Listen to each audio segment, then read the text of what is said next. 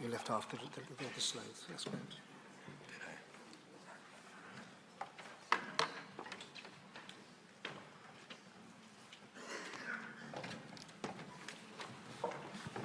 Thanks, Mike, for that. Sorry, ladies and gentlemen, my name's Justin McCarthy, editor of the Irish Farmers Journal. Delighted, as Con says, to be associated and supporting the event here this morning. At what is, as Mike has really encapsulated in his presentation, a hugely changing time in terms of global food production, the challenges that it faces, and that real challenge of meeting a rising world population, while always being conscious of the challenges of climate change and the need to do everything that we can to reduce the environmental footprint of global food production in the face of rising world demand, and that ultimately is the challenge. And I think really the next presentation from Dr. Laurence Shalloo. Laurence is the head of Animal and Grassland Research and Innovation in Teagasc, obviously based just down the road in Moore Park. And Laurence, I'm sure I join with everybody in wishing you all the very best in your new role. Laurence has stepped into the shoes of Pat Dillon, who probably be well known to many here in the audience. And I think really Laurence's presentation now is going to be an excellent segue from the landscape presented by Mike, because at the end of the day, probably we have never relied on science and research as much in terms of to take on that challenge that Mike has outlined here. So really looking forward to seeing the work that is happening in Moore Park, and then having a good and engaging questions and answering session at the end. So Laurence, over to you. Thanks, Justin, and thanks to the Positive Farmers for asking me here to talk today. So basically, I think this talk that I'm going to give fits very well with what Mike has gone through there in the last half an hour.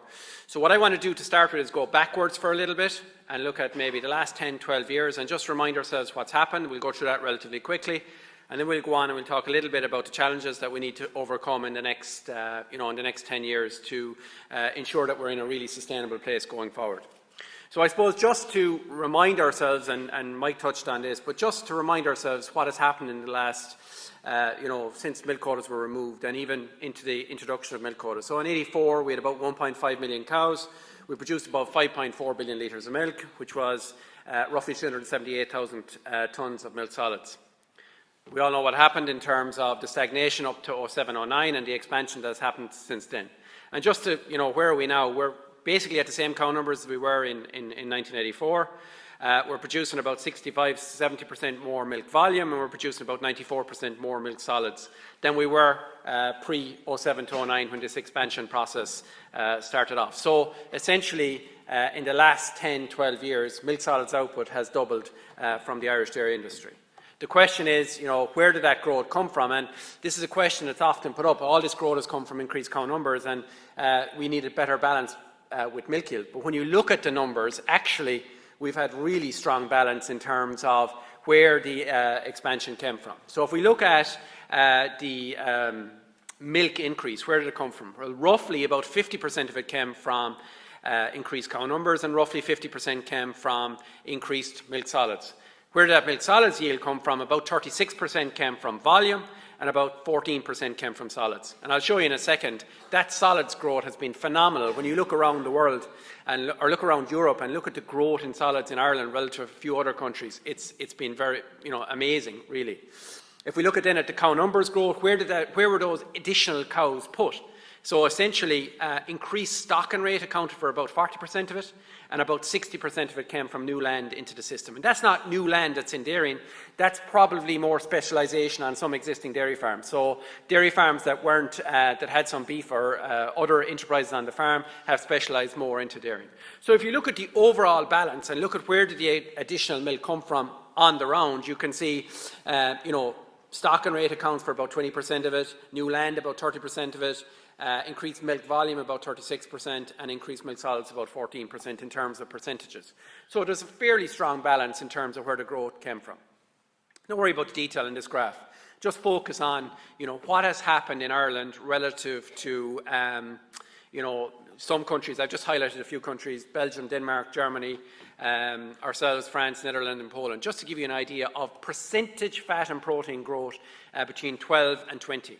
And if you look at it, our percentage fat and protein growth has increased by 7%, Denmark 3%, and the rest virtually nothing. So we've had, the technical progress at farm level over the last, 10, 12 years has been phenomenal. Same story here with volume. If you look at Europe and look at, between 2012 and 2021, you can see milk volume output from Ireland increased from 5.4 to 8.8, about 63% increase in volume. Whereas, the next closest country is Belgium, 29%, Poland, 28%. Look at France, starting to decline, and that, they would have seen an increase in volume first and then a tail off. So, I suppose, where is the next number of years going to bring the rest of Europe in terms of growth? Mike touched on this a few times, and again, it's really important in terms of competitiveness. And if you look at this, it shows our cost of production on a milk solids basis and on a per litre basis. And what we can basically see is up to milk quota removal, we had a fairly dramatic increase in costs at farm level, up to 26, 27 cent a litre or 370, 380 per kilo of milk solids. And we can see that with the expansion, we had a massive decline in costs. But I suppose 2018, as Mike mentioned, we had a big increase in costs again, and that hasn't come out of the system. And obviously, we all know from 2022, our costs are going to jump quite dramatically, and we'll talk a little bit more about that in a second. So the only competitive advantage, this is really important, the only competitive advantage we have in the Irish dairy industry, we don't have a Rotterdam, we don't have a main grain growing belt that we can grow massive crops of maize or whatever. The only competitive advantage we have is grass and our cost of production. If you look at the same time and look at what has happened debt, again, often when you talk about dairy expansion, there's, but there's a big increase in debt at farm level. If we look what has happened, and again, this is National Farm Survey stats, if we look at the overall debt and debt per kilo of milk solids, what we're basically showing here is that debt per farm increased slightly, it's virtually no change. Debt per kilo of milk solids has decreased quite dramatically over the expansion process. So if you think about what farmers have done, they've put an extra 500,000 cows on farm. They've done that by virtually taking on no debt. That's something, sometimes we criticise that because, a lot of these are long-term decisions that are being made and being done from cash flow. But sustainability of an industry going forward, and, we talk about cost competitiveness, having done that expansion and done it without any additional debt puts the industry in a very strong position going forward. And, Owen Lowry is here, I saw him earlier, and this is a slide I saw him present fairly recently in terms of, from a banking point of view, you can see that the actual agricultural debt is declining and over the last number of years. So from a bank point of view, that's not a very positive place to be. But it just shows what's been happening at farm level. And then I said I'd stick in the family farm income because, if we look at the trend now, some of this is price related, but basically what we're seeing here is a fairly substantial increase in family farm income over the period, from 2007 to 2021. Just hitting €97,500 in 2021. Big question is what's going to be in 2022, and my guess is that it's going to breach that 100,000 mark quite easily in 2021. Or in 2022. So essentially what we have is, an increasing standard of living, increasing family farm income on dairy farms. Then if we look at competitiveness, and again I'm not going to dwell on this, but just to make the point about where is the industry relative to other European countries. And this is based on work that Fiona Thorne and Tia Hennessy did with a PhD student. And basically what they're showing here is that our industry, and again the detail isn't important, but our industry has become more competitive over the milk quota removal. So if we look at our numbers relative to other European countries, essentially we have the lowest cash costs, the lowest total costs compared to any country in a post-quota environment. And that's a really, really positive position. And I suppose the only negative story there was, and this study was done in 12 to 14 and 15 to 17, but the only negative was from an economic cost. When you put an opportunity cost of land and labour, we weren't as competitive as other countries, but again, that would have increased pretty dramatically over the last couple of years. So really positive from a competitiveness point of view. And I suppose, looking at the overall numbers, and this is based on a report we did ourselves about a year ago now, milk price in Ireland is the lowest in the EU, right? So our milk price is the lowest, but our costs are also the lowest, so our profitability is the highest. So I suppose that's important. When we look at our industry and we look at milk price, we talk a little bit about seasonality. you know, seasonality has a cost in relation to milk price, but it also it's given us that cost advantage at farm level. This is similar to a slide that Mike put up, but in terms of the relationship between profit and grass utilised. And, you know, I'm going to show a slide in a second from you know, an Australian that's doing a lot of work on competitiveness, and he's basically showing, you know, that the relationship between profit and grass utilised is, no matter what country you're in, it holds very firm. So this is a slide we would have put up a good few times over the last number of years, basically showing that you increase profitability if you increase grass utilised per hectare. Where have we gone? Again, look at from 08 to 2021. Basically what you're showing here is that grass utilised has gone from roughly about 6.5 tonnes utilised per hectare up to roughly about 8.5 tonnes. So utilisation increasing pretty dramatically at farm level. So, you know, if we talk about a figure of €173 increase in profit per every tonne utilised, and we say that we have 700,000 hectares, that's over 300 million of an increase in profit based on that increase in utilisation at farm level. So, to take a step back and say that's what's happened, we also now need to think about what the policy context was for that last 10 years. The policy context was food harvest 2020, which was smart green growth, dairying to increase by 50%. It was Foodwise 2025, which, you know, talked about output increases. We also had, you know, increased urbanisation.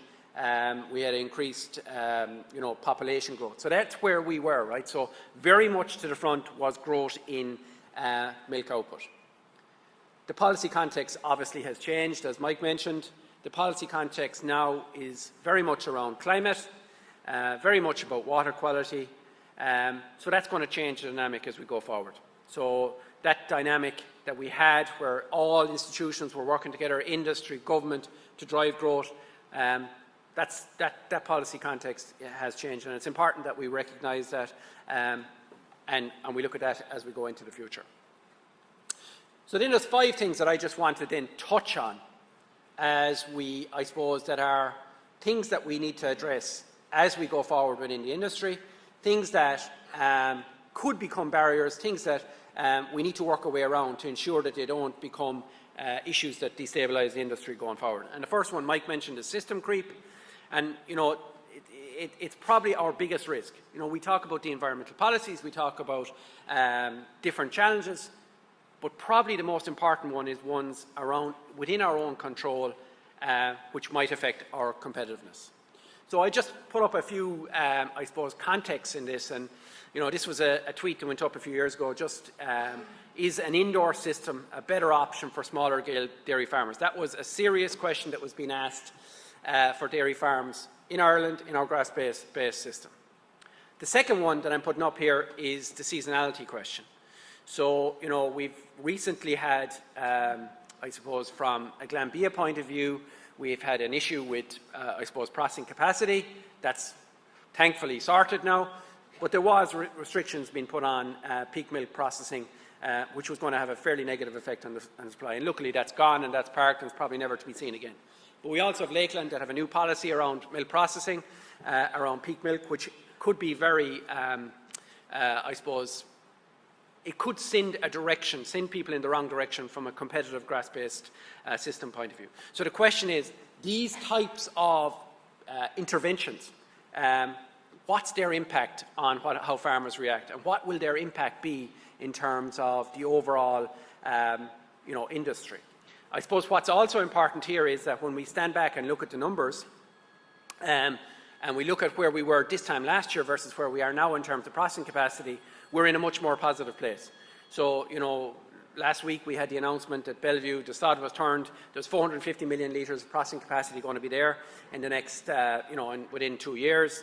And if you look around the rest of the industry, there's a fair amount of pent-up processing capacity that, you know, realistically, we probably, as an industry, there's probably, you know, significant capacity now for the next number of years. And that challenge that we were going through maybe this time last year around processing capacity constraint isn't going to be a challenge as we go forward.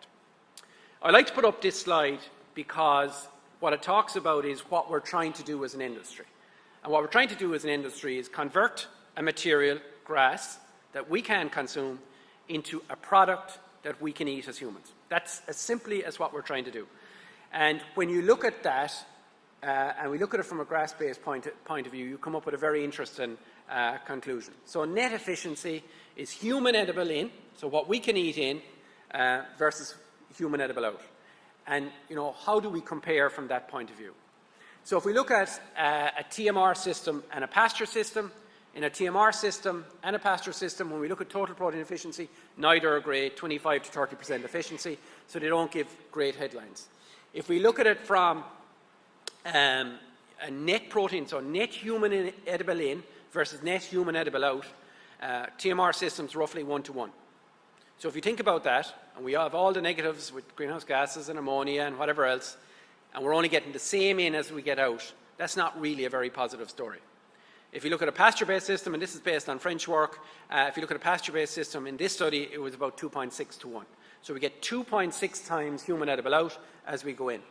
We've rebuilt this and we're doing it in an Irish setting, and basically when we do that, we're coming up with a figure of somewhere around 4.1, 4.2-to-1. So for every kilo of human edible in our dairy systems, on average, we're getting out about 4.2, 4.3. If you look at it from our, let's call it blueprint systems, that's probably closer to 8 to 9-to-1. So for a lot of you sitting here in the audience, you're probably at closer to 8 to 9-to-1 in terms of human edible in versus human edible out. Don't worry about the detail on this slide, but it basically is based on work by a guy called David Becca. He's an Australian, and he's worked all around the world. He's worked in Africa, South Africa, he's worked in New Zealand, he's worked in Australia. And he was a guy that I think was very much focused on driving milk yield per cow and focused on high input systems. And all of his analysis now is looking at the industries around the world. And this, I just put this up because it's very interesting. It's based on work he's done on Australia and South Africa. So he's, in terms of Australia, you can see the first line of R squared there, that's Australia, and the second line here is South Africa. So essentially what the analysis done, and this is a paper that's published, as the pasture percentage in the cow's diet decreases, return on capital decreases, consistent between both South Africa and Australia. Cost of production increase, pasture consumed per cow decreases, supplement per litre increases. All this is very logical. Pasture cost per tonne of dry matter increases, labour increases, pasture harvest decreases, and milk production per cow increases. And when we look at all of that and we look at the overall profitability, every time, completely consistent, whether we look at Australia, New Zealand, South Africa, even in the UK, every time we do this analysis, we come up with the same conclusion, that if pasture utilisation decreases, we're going to basically essentially reduce the competitiveness of our industry. So what I've done here is I've just taken our roadmap figures, so our target systems versus our current figures. I've taken it for 2021, and then I've taken where our currently are, what our target system is, and then I've looked at a high input system. And I've looked at that, our target system and our high input system are really, really, really, really high performing. They're not average, they're high performance systems, and that's what we've looked at as our base, and then we look at how 2022 looks in these numbers. So if we look at our 2021 numbers, including labour, including full costs, we're saying it's roughly about €1,050 per hectare profit in our current system. Our target system about €3,500, and our high input system roughly about 7 or 8% below that. Again, this is not a typical high input system. This is a high input system that's really hitting all of the metrics. When we look at that, and then we put in the 2022 numbers on that, what we can see is our average system is going up by about 15 to 20%. It's gone up to over €1,200 per hectare. Our high performing target, so our high grass utilisation system, about €4,300, and our high input system drift system, about 3,800. So about €400 to €500 less than our target. So the gap is widening. Even though we've got this very high milk price, our gap is widening in terms of the 2022 scenario. So the break-even price for our target system in 2022 is about €3.38. So that's break-even with full costs included. And it's roughly about 90 cents per kilo of milk solids higher for our system drift, high input system, and that's a very efficient. So we can see here that the impact of inflation on high input systems is going to be much higher than our competitive, really strong grass-based system.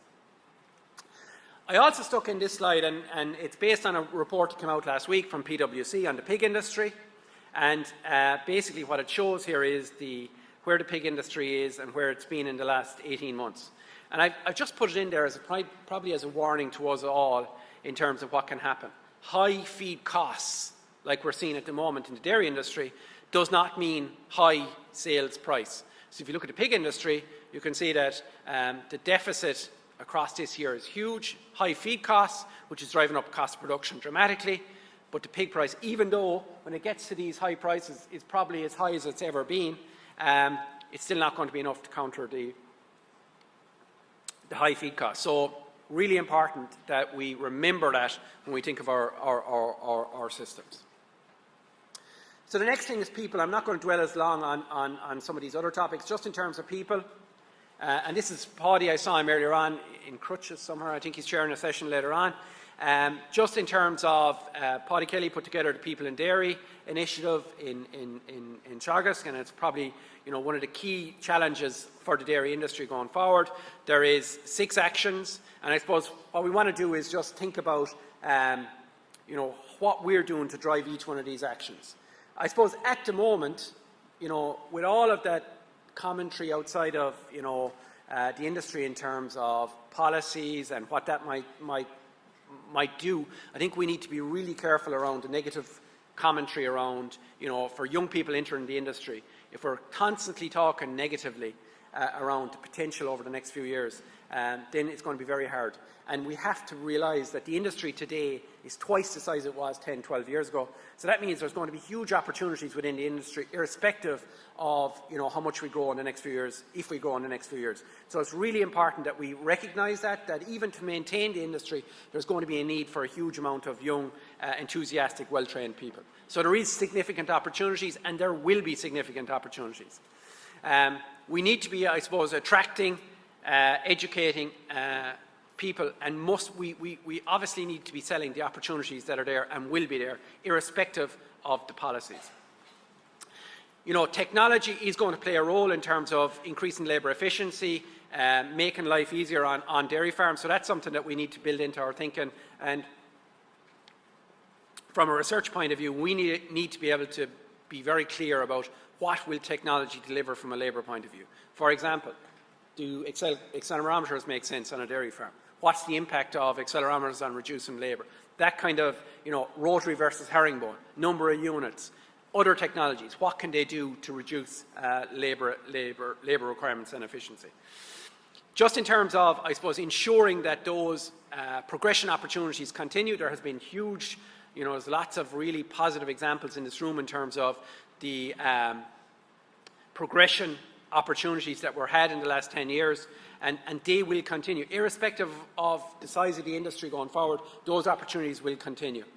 And I suppose we have to focus and continue to reward success, highlight the positives that can be there, and have role models. And that's really important to ensure that we attract well-trained people into the industry. The next one is the greenhouse gas challenge. And again, this is going to be sorted overnight or very easily. But we have to, I suppose, start with where we are today. And for me, we are in a really, when we look at our emissions for the dairy industry, we have a carbon footprint of 0.97. We have a plan to get to 0.76. So that's a really important statement to make. We're one of the lowest carbon footprints in the world, and again, that's an important statement to make.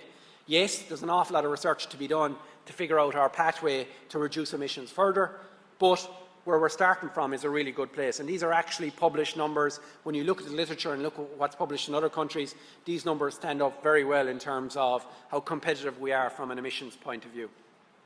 I suppose for us, getting to 2030, obviously we have a requirement based on government policy to reduce emissions between 5 and 7 million tonnes.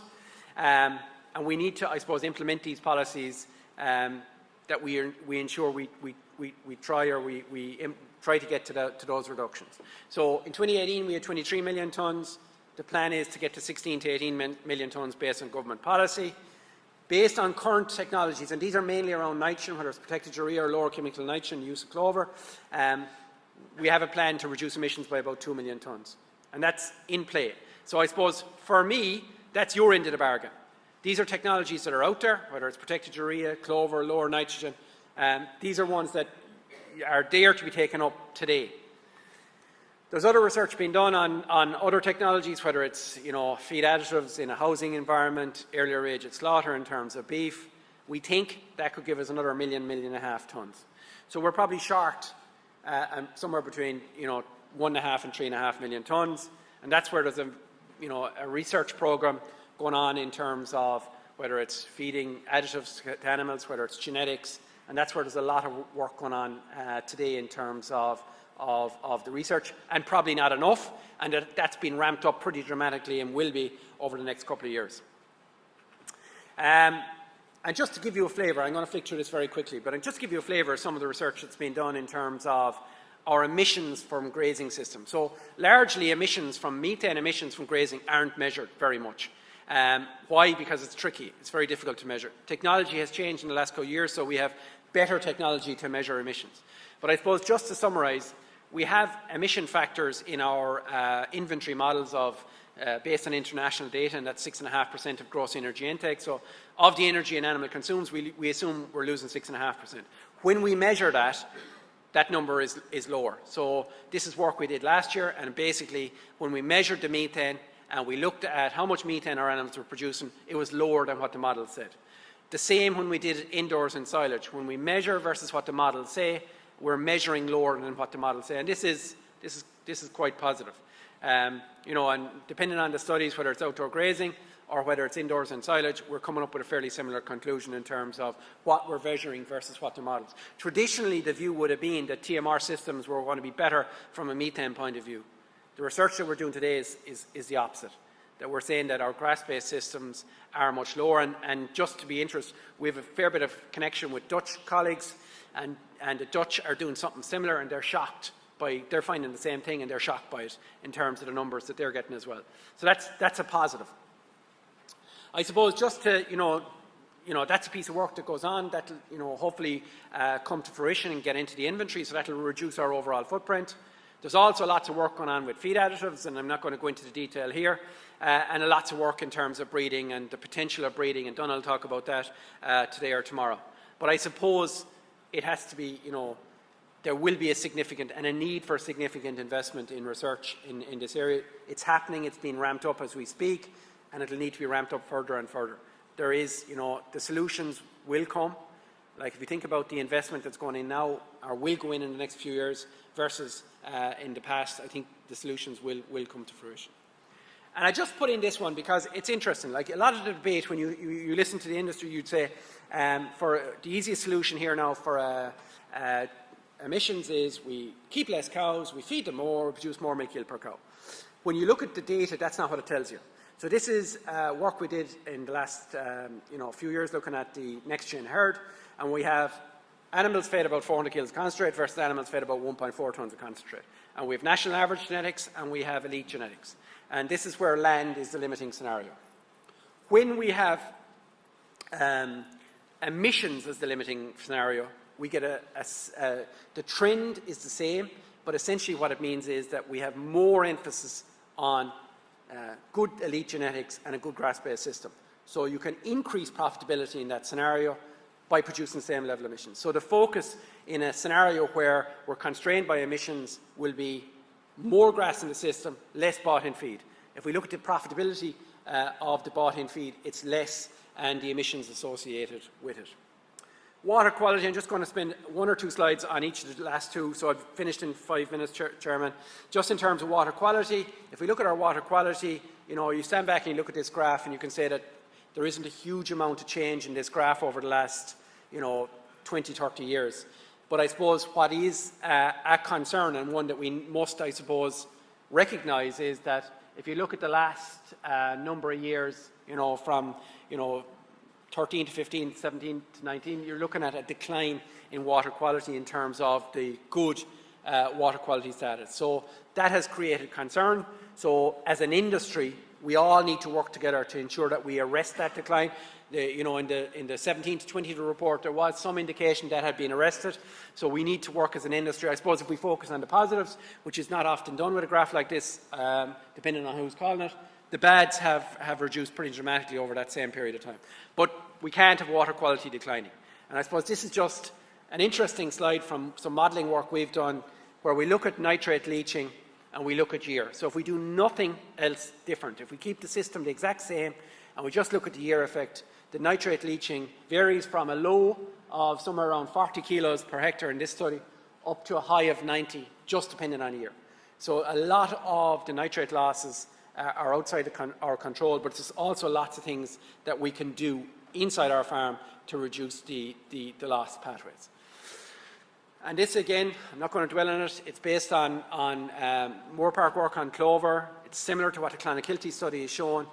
Basically show that we can, with a clover system, and James is going to talk in the next couple of days, but in a clover system, we can produce more milk solids per cow.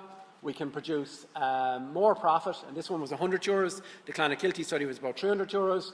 We can produce less emissions per hectare and a lower carbon footprint. So from the clover point of view, it's pretty much a no-brainer. So just one slide then on dairy and beef integration. I suppose if we look at where we are in terms of dairy and beef integration, there is a significant opportunity. If we look at the industry, we have 500,000 extra dairy cows. These animals, there's an opportunity around increasing profit associated with these animals, from a beef point of view and from an emissions point of view. And I suppose it is also important to call out there is a significant risk if we ignore it, whether it's calf transport, and there's lots of research going on into calf transport now in terms of welfare implications of calf transport, but also in terms of calf welfare on farm. So this is something, the dairy beef is something that we need to look at. There is more tools available now, sex semen, and sex semen is growing, so that will reduce the number of, I suppose, dairy Friesian with lower beef value. We have the DBI, and the DBI is going to change now as well, where we'll be building in age at slaughter into the DBI, which will be positive from an emissions point of view, and commercial beef value. So all these things are positive, but as an industry, we need to embrace them, and we are embracing them, and maybe we just need to up that. Just my final point on the calf rearing, we need some way, we need to be able to rear, we have compact calving, that's a real positive, and we need, whether it's on the dairy farm or on the beef farm, we need ways of rearing lots of calves when they do come in that compact fashion. And I just said I'd stick in this slide. This is from the Green Acres programme. It just shows you some of the profitability there that's on dairy beef farms. And obviously, from a dairy point of view, these profits are lower than what you are used to looking at. But, they are showing significant enough profitability depending on the farm. So there is possibilities to be, generate a dairy beef industry that's highly profitable, for these farms and have a, integrated dairy and beef industry as we go forward. So just to conclude, Chairman, we've had 31 years of EU quotas, as we all know. There was massive pent-up capacity. We are in a completely different place. We didn't talk about investment in processing facilities, but we're in a completely different place from a capitalisation point of view, from a facility point of view, from a farm point of view than we were 10 years ago. And that's going to create its own opportunities. To embrace the next decade, we're going to need to think about the systems that we're operating. And, there's a session on stocking rate just after this. We're going to need to think about greenhouse gases, and we're going to need to decouple our greenhouse gas emissions from our dairy industry as we go forward. We're going to have to reduce end loss. And the people one is really important, that we have well-trained, enthusiastic people that have opportunities to progress in the industry. And try to maximise dairy and beef integration to ensure that we're adding value in all aspects of the industry. So thank you very much.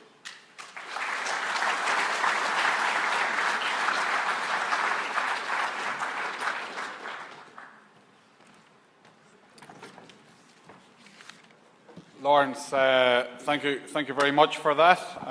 And as I say, I think it just really proves what, as Laurence says, in terms of the challenges and indeed the potential of research to actually address those. And for our foreign delegates, I think one thing we are incredibly fortunate in Ireland to have, and a lot of the successes that have been presented as to taking place within the Irish dairy industry can be levelled at the doorstep of Teagasc, because we do have an independent research body where the state is prepared and continues to be prepared, putting millions of euros into ensuring we have independent research available to farmers, and I think that's something, and the value of that should never be overlooked. Michael, I'm going to come to you first, and I have two Roman mics here in the room, so if anybody, if anybody has any questions, get their hand up, and I'll certainly happy to take questions from the floor. But Mike, just, and it's a little bit of a hobby horse of my own, so I'm indulging myself here a little. You talk about Ornua and the value growth that Ornua has created, and partly, certainly a key strategy of that has been the centralised route to market for Irish dairy produce, in that we're not competing with ourselves. And yet, in recent years, and we talk about dairy expansion, but we've also seen farmer co-op boards take the decision in various co-ops to actually start competing with themselves and actually competing with Ornua and that Kerrygold brand in our main markets, Germany and the US. What's your viewpoint on that?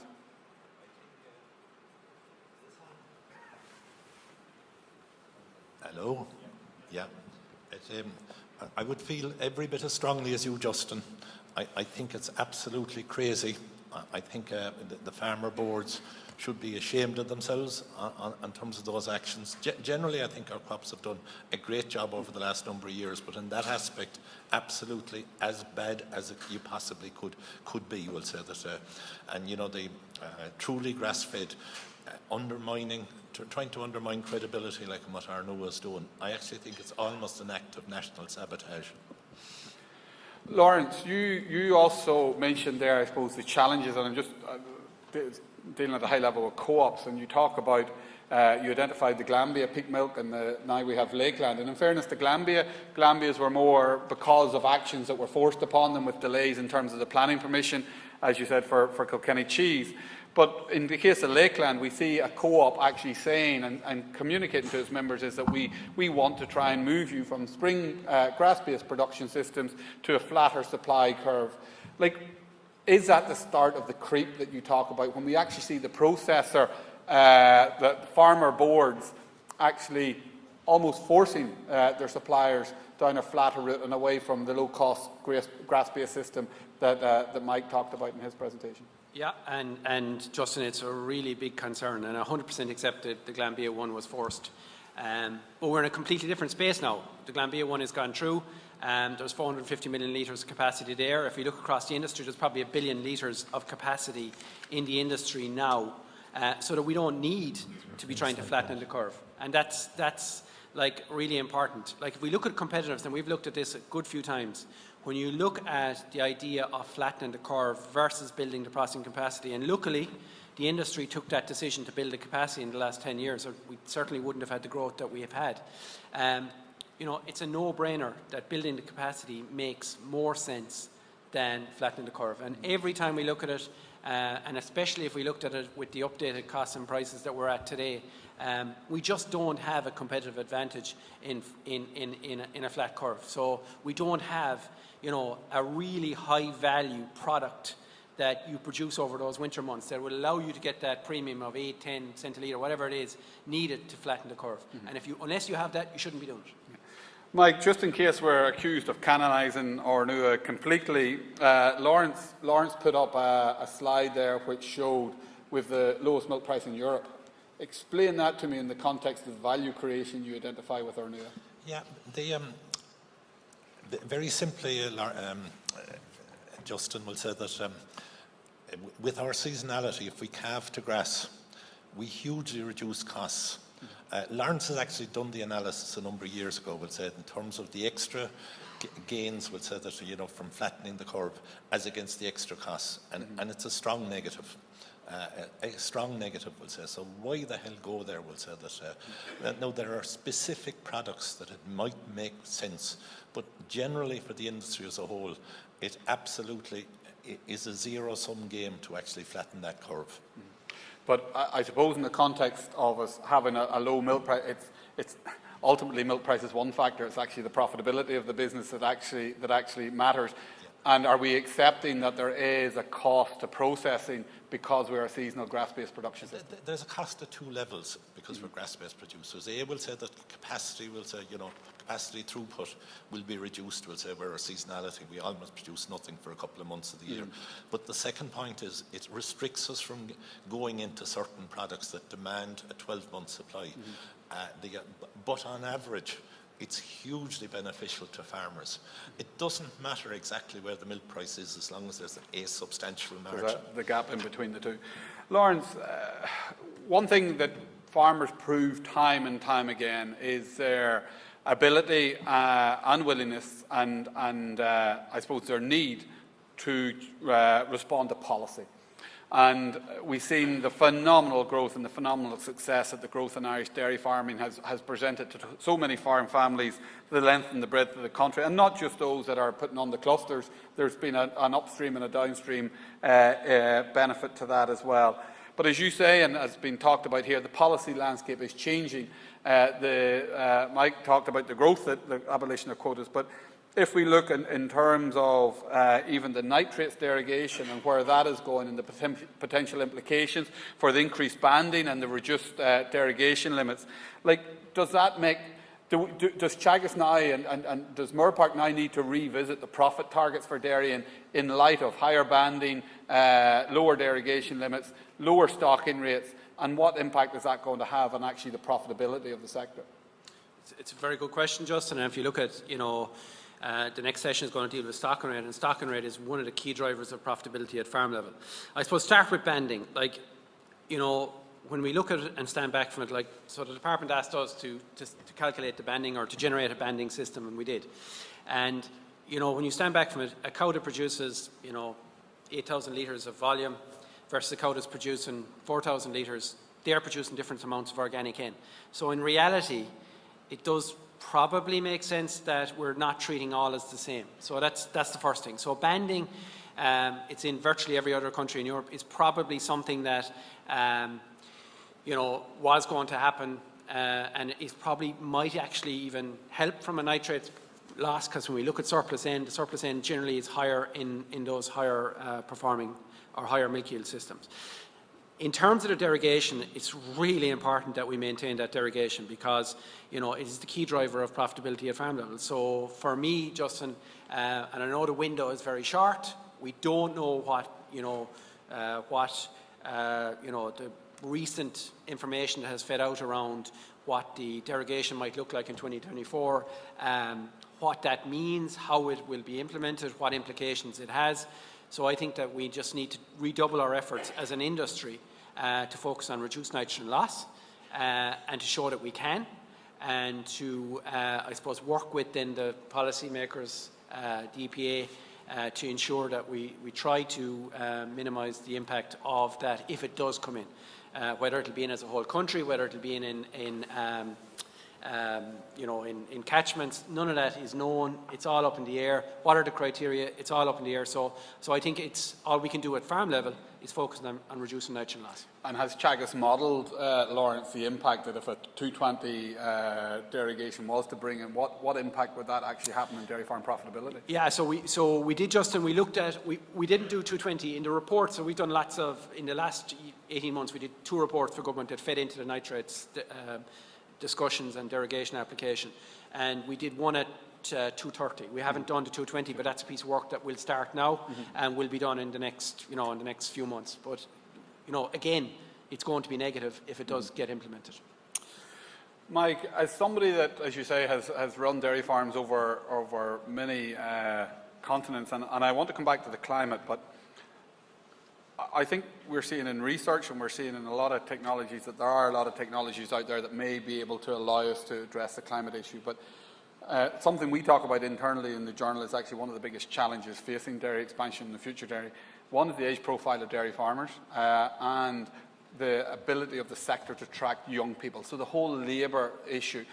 How important is it that we get on top of that? And Laurence, you can be thinking, the next question I suppose, how do we train farmers that traditionally have been sole traders and worked, basically working by themselves, to be good employers now as well? So Mike, the first question for you.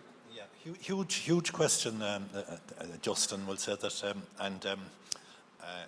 you know, if restrictions are brought in the future, I think one of the things we should take lessons from the whole quota era in terms of allowing opportunity for young people to come into the industry. It's a key ingredient in an industry. Good research, good innovation, a good flow of young people. So we should strongly, if you like, incentivise younger people coming in. But I mean, there's a huge job of work, we'll say, that Irish farmers, now some are excellent employers, but some are not. Are we doing enough on it, Mike? From what you see, are there any parts of the world that we should be looking to for best practice and to examples? Certainly New Zealand is considerably more advanced than we are, we'll say that they're probably 10 years ahead of us in terms of starting, we'll say. I mean, I welcome more Park and Paddy's work and so on, but are we devoting enough resources to those areas? Absolutely not, we'll say. I suppose, Laurence, in your new role now, that was my question. Are we devoting enough resources, and what are we likely to see in this area into the future? Yeah, it's a really important one, and the quick answer to the resources is we're not, but it's not from the want to trying. We're I suppose keeping people in that area is a challenge for them. You know, we've had two very good people in the area, and we have issues with retaining people like everyone else in the world at the moment. So for us, it's really important. It's an area that's going to be resourced, has been resourced, and will be resourced going forward. And probably, you know, at the moment we have a person on labour efficiency. We had a person on, career development, progression, that kind of stuff, and we need to get a person back into that space, HR.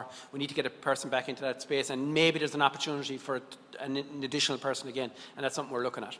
Okay, I think I have a question here from the floor. If I could ask if you could your name and if you're affiliated with any body or organisation. Thanks, Justin. Pat Burns, Bank of Ireland. Just, I suppose, Laurence, you highlighted the lessons from the pig sector this year in particular, where pig farmers are losing significant amounts of money, like a 600 sow herd can lose 400 grand this year. I suppose, you know, we have the scenario then in the dairy sector where farmers who avail the fixed milk price schemes, unfortunately, you know, are losing money this year. So I suppose I'm just conscious looking forward, and Mike mentioned the fact that milk prices, could be peaking now around this time. What, safeguards and mitigants would you advise farmers to avail of to try and, mitigate against volatility in both milk price and input costs over the next few years to protect themselves? I'll take a second question if we have it from the floor. Is there a second question? No? Okay, guys, go ahead with that one. Yeah, and I suppose just to go back to the milk price scheme, I suppose there was one really strong advantage out of the fixed price schemes that were there, is that they were simple, right? And I think the earlier incarnations of the Glanbia schemes were more complex, and they had the fertiliser and the feed locked in.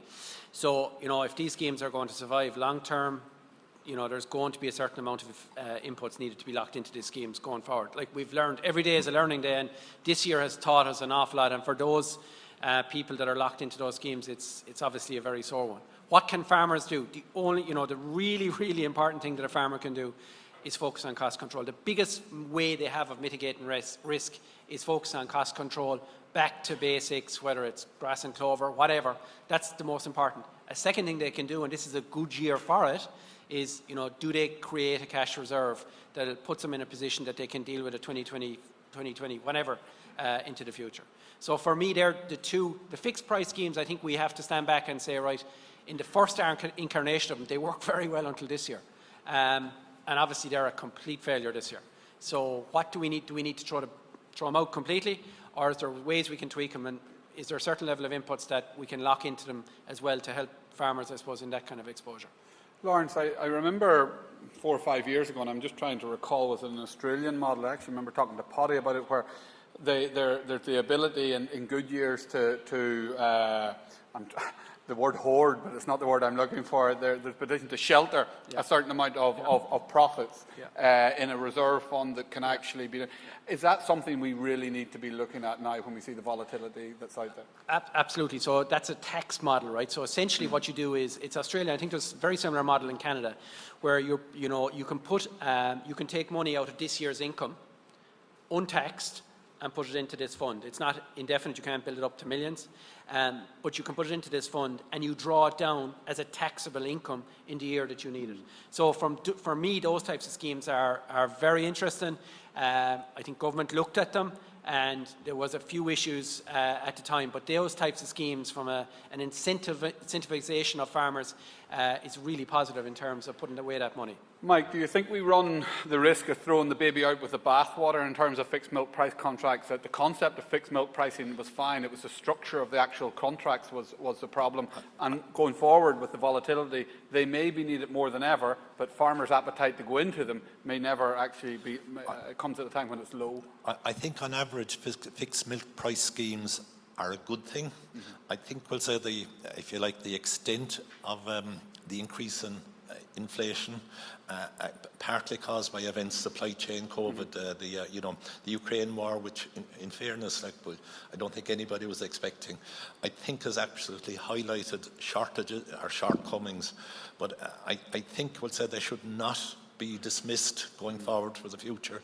Just tweak them a wee bit, we'll say that, and be aware of certain risks, we'll say. I think your stat of showing that China has hoarded 51% of the world's grain supply show that maybe China was expecting a war in Ukraine, maybe a little bit in advance of everybody else. Have I a question here at the back? No? Just any questions? Oh, this gentleman here. Just when the microphone is actually it's there. We'll take it now. Yeah, go ahead. Hello, my name is Jerome O'Mahony. I'm a dairy farmer based in West Cork. First of all, I know when Michael put it up about low cost and you deliver a brand with the lower cost, it's an unbeatable brand, which I totally agree. I suppose my question is on brand reputation. And when you see on brand, consumers must believe in the brand. And one of the big any customer surveys done outside of sustainability, animal welfare is the second. And my question is in regarding to, and this is being in the public newsprint in the last month, about 30,000 calves being, I don't want to be diplomatic about it, let's say processed at a very early stage. And out of that 30,000 calves every spring, 100 farmers are responsible, roughly about 150 calves per farmer. And 15,000 then are other calves from various other number of farmers. I'm just wondering, that reputation risk, what can we do to lessen that reputation risk, and who should be responsible to lessen that brand reputation risk? Thank you. I'm delighted that question has been asked for the floor, because I was wondering how I was going to phrase it diplomatically. Laurence, Mike, I'll let either of you take that. I suppose for me, yeah, absolutely. We're seeing those numbers. The first thing for me is that those numbers are low compared to some other countries in terms of the numbers. Not trying to discount it at all. For me, there's two things here. We need to separate out ethics from welfare. The first thing is that it's really important that any calf has treated with a very high welfare standard, right, irrespective of wherever they're going. And it's really important that we separate out that. The second thing is the ethics, and that's the bigger question around what you're asking.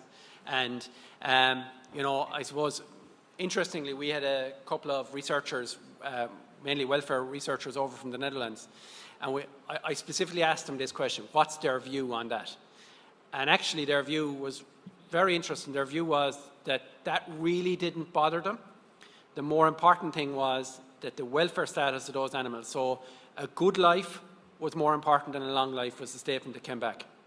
And I'm not saying that that's right or wrong, but I think that's something that we need to think through as an industry. And that's why I put up the dairy beef integration and creating, I suppose, an industry that is linked up, that we're all working together, and that we're glad that if there's, if you think of the work from Grange, there's €100 difference in carcass value from the Angus versus the Holstein Friesians. Like if that's €100 that's going into a beef farmer's pocket, that's brilliant. Now, if we can also give them an animal that they can slaughter at lower cost and that they can slaughter earlier, isn't that really, really positive? So that's my thinking. Yeah, I'd agree. We'll say that animal welfare should always be of the highest standard. As human beings, we'll say that we should respect the animals under our control. As an exporting nation, we'll say we should be extremely regardful of our reputation. We'll say that. So farmers that actually abuse animal welfare should be treated, they should be treated harshly. Full stop. But guys, I'm going to come back on this because, sorry, go ahead.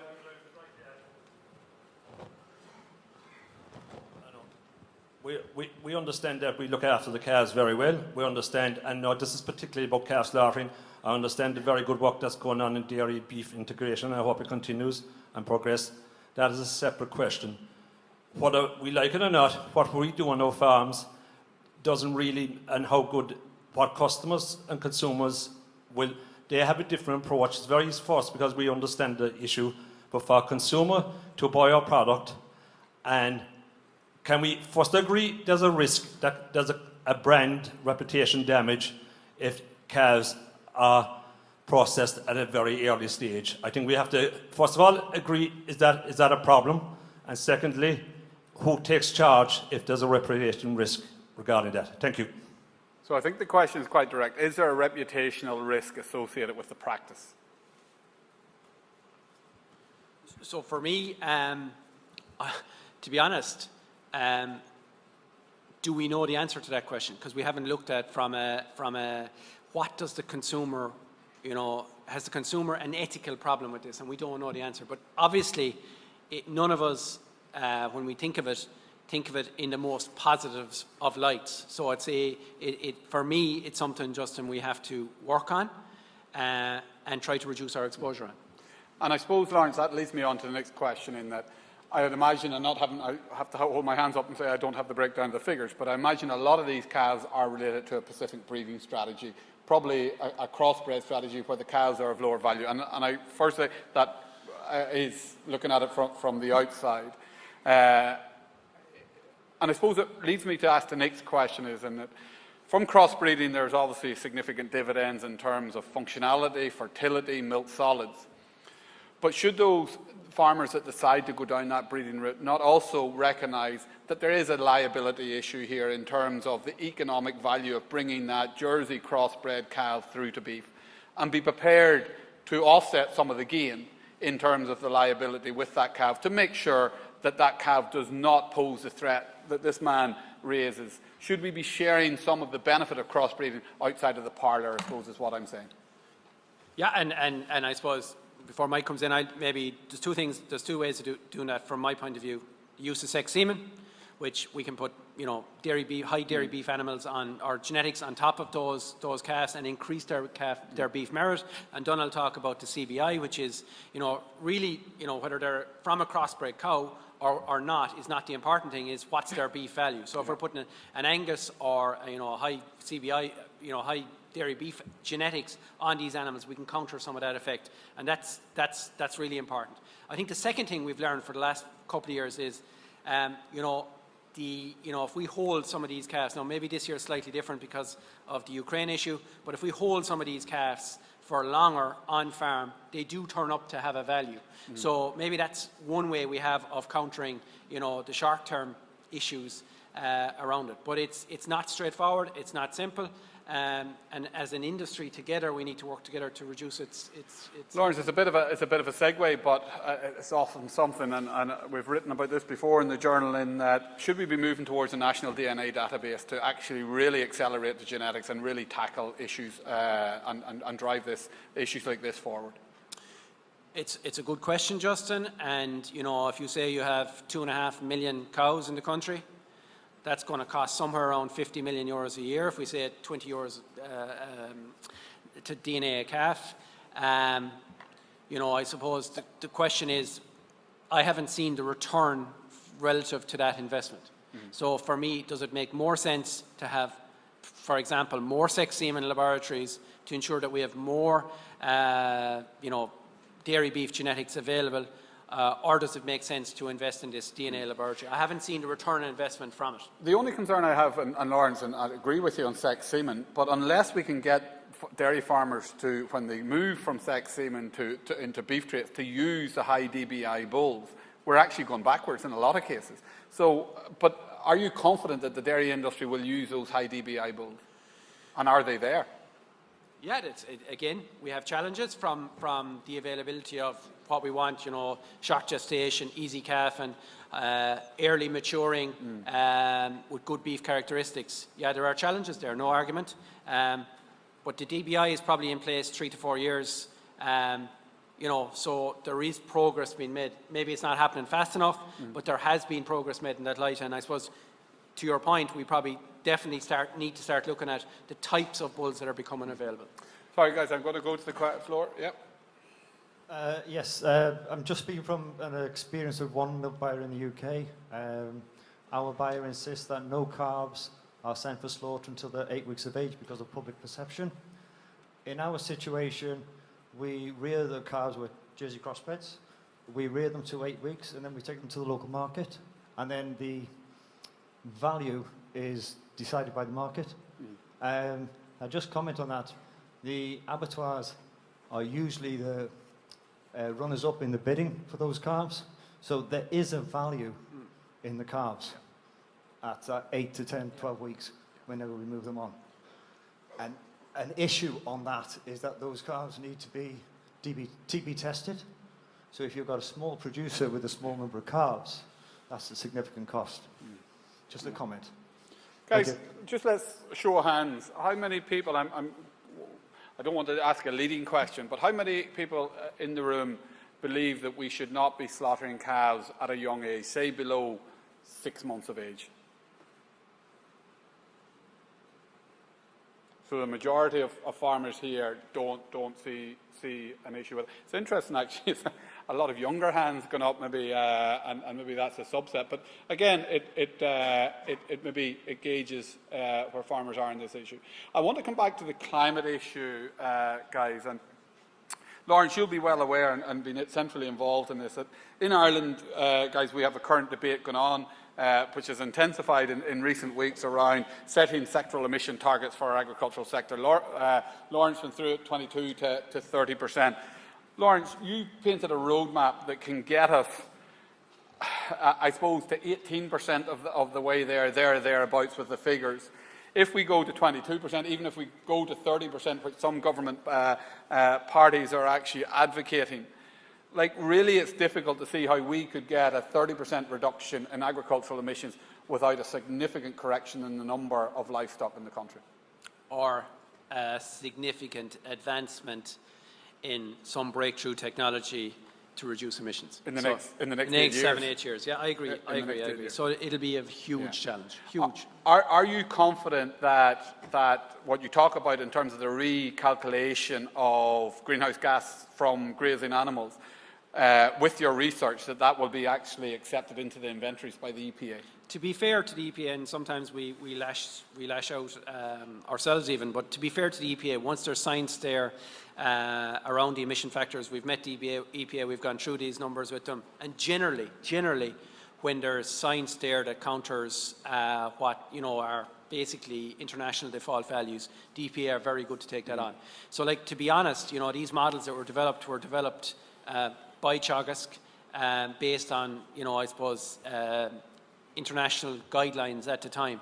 So I don't think once we have papers published that I don't think there'll be an issue getting them taken on. But when they're taken on, and it's important that we note this, when they're taken on, there's a back calculation done. Yeah. So your baseline could change. Your baseline will change. Yeah. So if the percentages remain in place, the target will be it won't actually change the target. It'll change the total quantity of reduction. So if we're trying to reduce 22% from 20 million tonnes versus 23 million tonnes, it will. Mike, I know you're tapping the time, but I just want to come to you for one question. This whole area of achieving territorial emission targets in the context of climate change, you've seen all over the world and we're talking about 70% more food by 2050. You're talking about more people living in areas that are water stressed. And yet here we are in Ireland talking about reducing the productivity or the output capacity of one of the most climate efficient food production systems in the world. What's your view? Crackers. And on that Crazy. note, ladies and gentlemen, I think that's Mike telling me to wrap it up and move on. Guys, I just want to, on your behalf, thank the two speakers, Mike Murphy and Laurence Shalloo. I think we've had a really interesting debate here this morning. And look, I wish you all the best and every success in the rest of the conference over the next 2 days. Ladies and gentlemen, thank you very much.